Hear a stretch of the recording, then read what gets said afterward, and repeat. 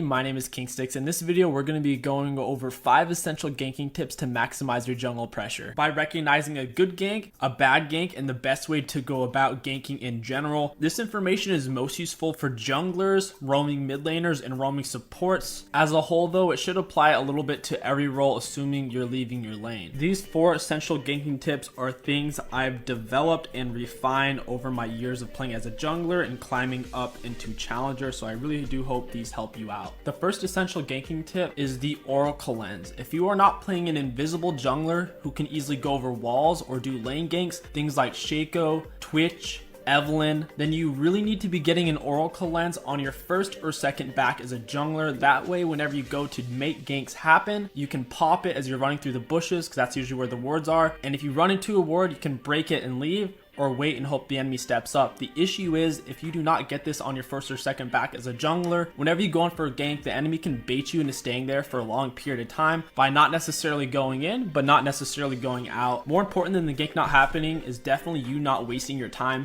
because without the Oracle lens on your first or second back, on a lot of these early ganks, you will be running into wards, you'll be standing around, wasting time, and potentially getting you or your teammates killed off of a counter gank since the enemies know you're there. Since most junglers don't have a long range dash, or they don't have invisibility to get around normal wards altogether, it is important that you get an Oracle lens no later than level 5, especially when you're level 6 and you have your ultimate up, you're ready to make a fat play. There's nothing worse than running through a ward or running past a ward and having your level 6 gank wasted. As a jungler, you'll usually hit level 6 before the bot lane does, so not being able to make good use of your ultimate is a really big kick in the face. The last thing I want to mention on this topic is there are a few junglers outside of invisible junglers that it's fine for them to hold on to their warding totem. Those are junglers who are reliant on wards for their mobility. Things like Jack's jungle, it's really nice for him to have the warding totem, that way he can jump away or potentially do a chase down. Lee Sin as well is relatively reliant on the warding totem for his mobility. In the past, with junglers like Lee Sin and Jax, they could still get the Oracle lens, but now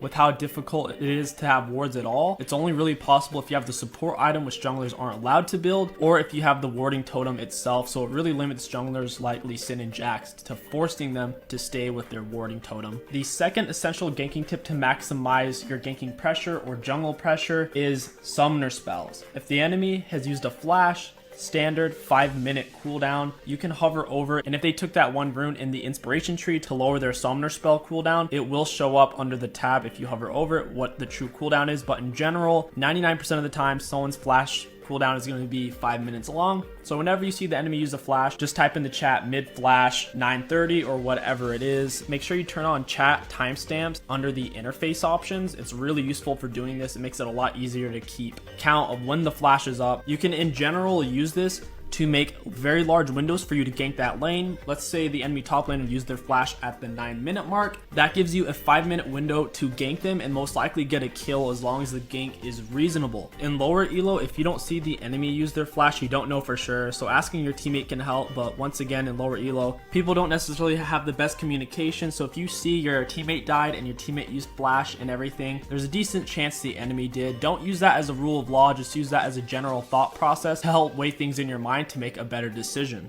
A lot of you are probably thinking, based off of that logic, then why wouldn't you just keep track of every summoner spell? A lot of summoner spells have different timings. It can become mentally straining and clog up your chat to try to keep track of all the timestamps. The best thing for you to keep track of is just the enemy flashes. By far the single most important thing for living from a gank is having your flash up, and if the enemy knows it's down, they can force a lot more plays on you. This is more prevalent than ever due to Riot buffing the turret damage this preseason 9 by a large amount. So the more turret shots you're taking, you have a much higher likelihood of dying than you did before in season 8 or in earlier seasons due to the turret's overall increased damage. The third essential tip for ganking is minion wave. Where is the minion wave at when you're ganking? Are your teammates under their turret with a large minion wave whenever you're trying to gank? If that's the case, whenever you go in for the gank, your teammates won't be able to easily follow you up, because if they do, they're putting themselves at a guarantee of losing the minion wave. Not only that, if your teammates are under their turret, they're most likely at lower health than the enemy since they're being forced and poked under their turret. The exception to this rule is if you're trying to gank while the enemies are diving your teammates,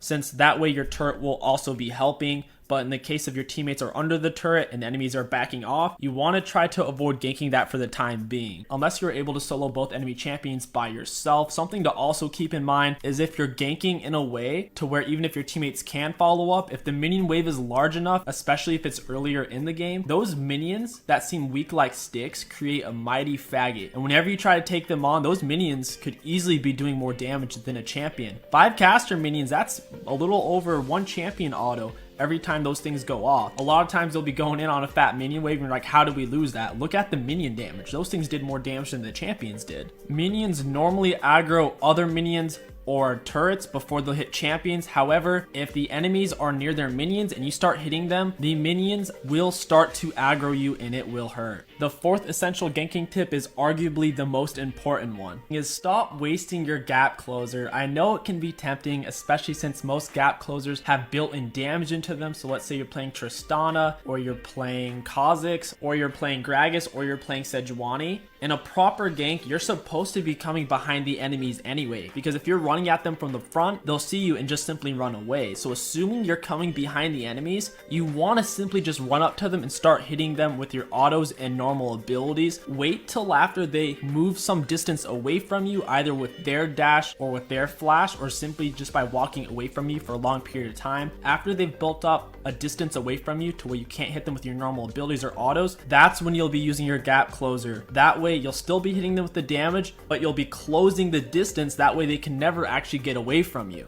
The exception to this rule is if you're playing a champion that has a very low dash cooldown that you can use several times in a given gank or pincer maneuver.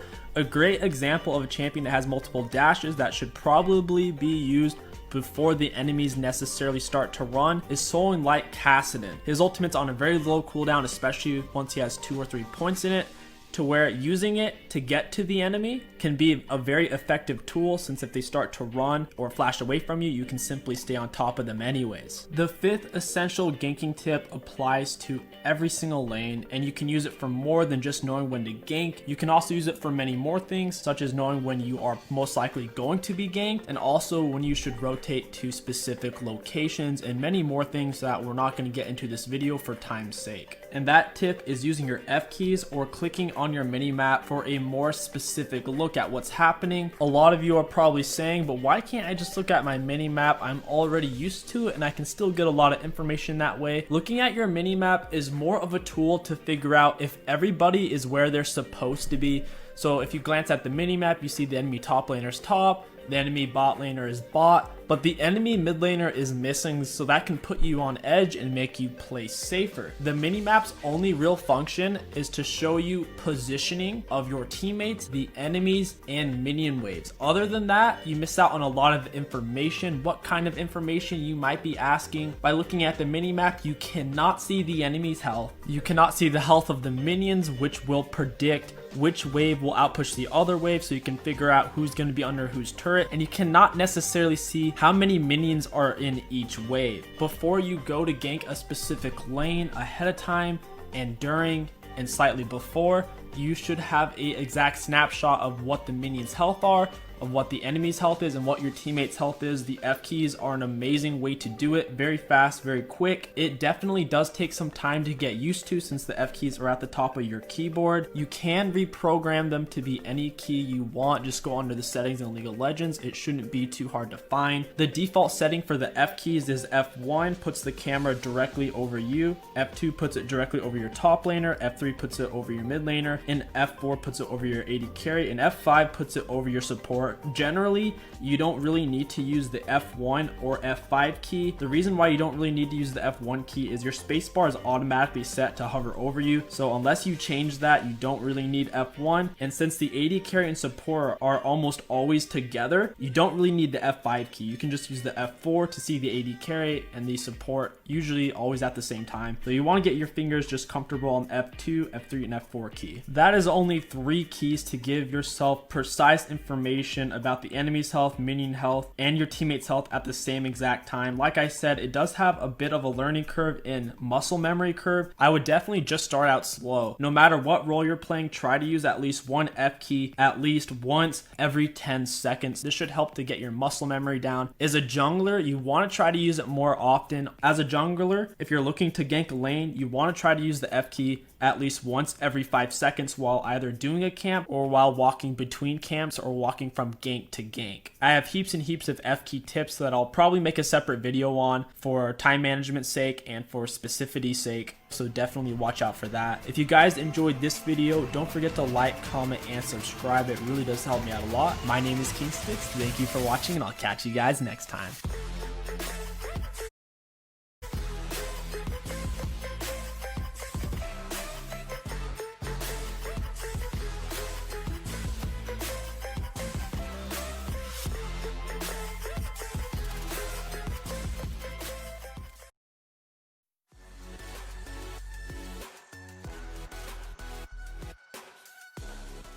Hey everyone, and welcome. In this video, we're going to be covering the jungle route you need to know for Season 9. This guide is aimed not only to help junglers, but also laners, as it's an extremely aggressive gank-heavy route in the early game. We'll be breaking down not only how to execute this route, but also how to counter it later on in the video, so make sure to watch it to the very end. Alright, let's get started with a quick overview.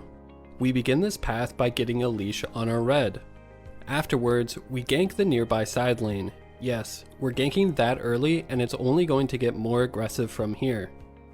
Next, we take the nearby scuttle in the river. Once we've done this, we execute a transition gank through mid lane. Surely, this must be the end of the onslaught of our aggression. Nope. We then take the next scuttle in the river. After this, we have several options, the first being invading to steal the enemy's red and killing them.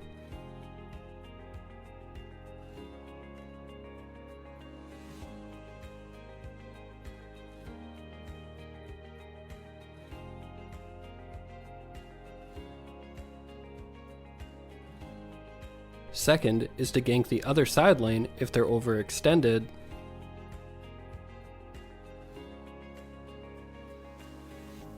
And lastly, we can go back to full clearing our jungle with our double scuttle advantage. Many of you are probably thinking that this seems borderline overpowered, and it absolutely is. This is arguably the strongest route in Season 9. However, not every jungler can do this route.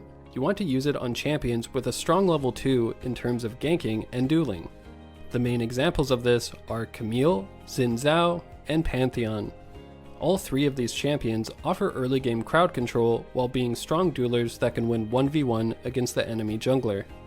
Even though this path is really strong, it's not unbeatable, so let's break down exactly how to use this route as well as how to counter it. You want to start the game getting your early line of vision in the pixel brushes. This is absolutely imperative in the current meta. Ward the side you're starting on at 110 and get your teammates to ward the opposite side at 120. These wards will help scout what path the enemy jungler is taking and whether he's going to take an early scuttle of his own. I'll explain shortly what to do if he does. So we always begin by taking our red instead of our blue. Why is this? The red buff will not only make our auto attack slow, but also do damage over time. This will help our ganks hit harder as well as our dueling power at any early skirmishes over the scuttles. That being said, it's not only due to the different effects of the buffs. By starting at red, after we take both scuttles, we'll end in our blue side jungle. This is where our wolves and Gromp resides. These camps are much faster and easier to take than the raptors and krugs. So after doing red, we look for a gank on our nearby side lane. It's very important that you move through the tri-brush and not through the ramp near mid lane. This will help you avoid being spotted in the extremely common pixel brush wards we mentioned earlier. We then look to execute our gank on the side lane. For the most part, this is a free gank. Let me explain. The Rift Scuttle doesn't spawn until the 2-minute mark, meaning that if you went straight to the scuttle, you'd be standing around waiting for a bit. We can use that downtime to try and execute a gank on the side lane, while losing a very minimal amount of time in the process. After this, you move to take the nearby scuttle. It's very important to watch your opposite pixel brush ward during this moment. You're looking to see if the enemy jungler is also going for an early scuttle. In this example, we spot Kayn, so what should we do? The answer is, you need to enter into vertical jungling.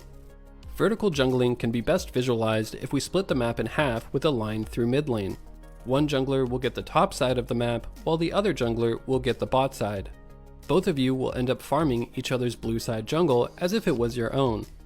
This results in clearing vertically from top to bottom instead of the usual horizontal jungling from left to right.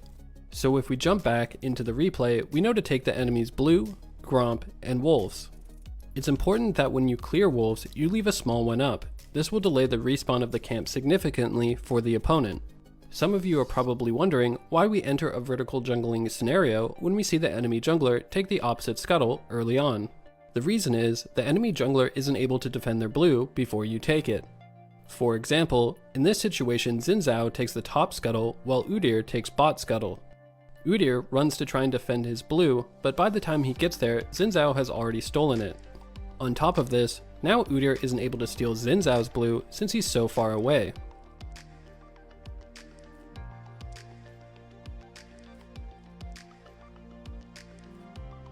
So let's go back to when you first kill the scuttle. After this point, you're looking to execute a transition gank on mid lane. Our main goal is to get to the other scuttle as fast as possible. Moving through mid lane is simply the quickest path there. This is what makes it a transition gank. We're transitioning from one side of the map to the other. The gank is just a side effect of this process. One of the additional benefits is that it will often secure you priority in your mid lane. This will help you win a fight if the enemy tries to contest you at the scuttle. After taking the next scuttle, we can now decide whether we want to invade, gank the side lane, or go back to farming. In this replay, the enemy Lee Sin started blue, while the Camille started at red. This means that Lee Sin's red is still up. A lot of the time, when a jungler starts at blue, they will clear multiple camps such as Gromp and Wolves before getting to their red. When you invade, you're hoping that the enemy made the mistake of doing this, allowing you to catch them at their red, often securing a kill and stealing the buff. Another reason why this works is that the pixel brush wards will expire at 2 minutes and 50 seconds, so by the time you finish the scuttle, they will lose their early vision. This lets you invade without being spotted. If the jungler didn't start on the same side of the map as you, then invading is no longer an option as their buff will already be taken. Instead, you want to look for a potential gank on the side lane. This one is relatively straightforward. If the enemy bot lane is pushed and equal in health to your bot lane, then execute the gank. If there's no gank available, you can simply fall back into full clear in your jungle. This is still advantageous as you've applied early pressure, and since you've secured both scuttles, you'll have a farm advantage on the enemy jungler. Alright, this route is starting to look bulletproof, so let's cover what you can do to counter it. Firstly, if you're the bot lane, do not try to cheese the enemy bot lane in the tri-brush. You'll only end up fighting 2v3 and instantly losing your lane. You want to start by getting an early line of vision. Ward both the pixel brush as well as the tri-brush near the enemy's red buff. This is how you counter it as a laner, as it will help you spot the enemy when he tries to execute early ganks on both the side lane and mid. That being said, some champions such as Camille could dash over the wall to avoid these wards. If this is the case, ward the center of the river instead of the pixel brush. Now, when you do red into scuttle into the other scuttle, you end up leaving your raptors and Krugs up. This is one of its main weaknesses. As a jungler, you can look to punish this. If you start red, you can take Krugs into raptors, clearing your entire red side. After which, you can counter jungle the enemy's raptors and Krugs, making sure to leave one small raptor to delay the camp's respawn. Since you've already taken your red side jungle, it offers no way for the enemy to invade and equalize. Alright, we went over a lot in this video, so let's recap. You start by taking your red into ganking a side lane. After this, you take the nearby scuttle. You watch the pixel brush ward on the opposite side of the map to scout if the enemy is going for the opposite scuttle. If they are, you want to initiate a vertical jungling scenario by invading their blue. If they aren't taking the scuttle, you transition gank mid into taking the scuttle for yourself. After this, you can invade their red if they started on the same side of the map as you. If not, you can look for a gank bot if it's available. Otherwise, return back to farming your jungle with your double scuttle advantage. The best way to counter this route is to get an early line of vision in the Tri-Brush and Pixel Brush on their red side. Additionally, junglers can look to clear their own red side jungle into stealing the enemy's raptors and krugs.